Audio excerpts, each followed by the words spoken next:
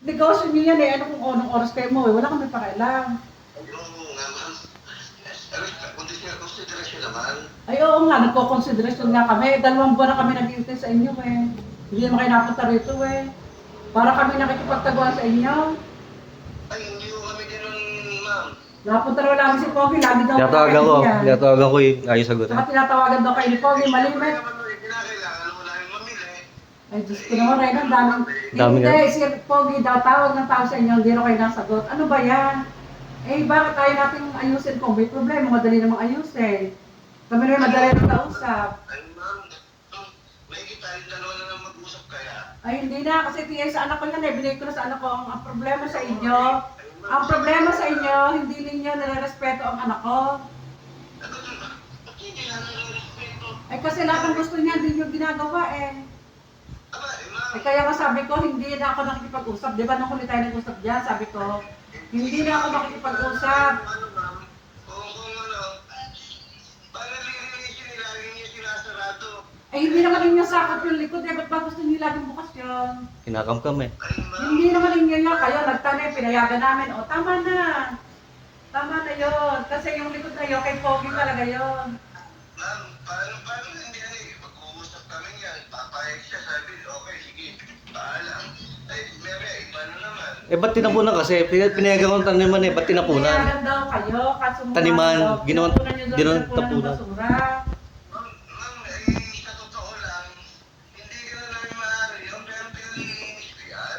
Eh, wag na nga magtapon doon, wag na. Hindi, pinatigil ko na nga.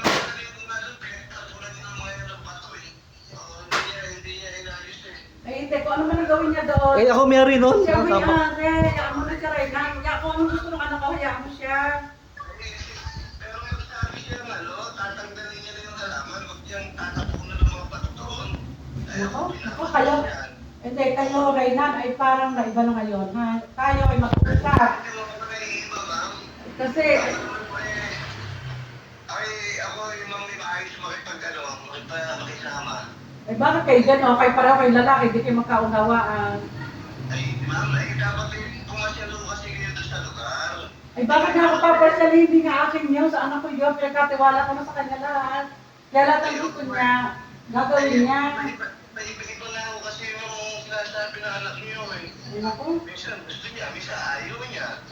Ay hindi, yun isa nakikisama lang sa inyo. Nakikisama nga ako. Kaya- Oo. Kaya sinapayag sa inyo, nakikisama rin ang anak ko. Binurara naman. Eh, di paano yan? Ang hirap naman kasi, dapat kasi kung anong gusto ng mga anak ko, gawin niyo rin naman.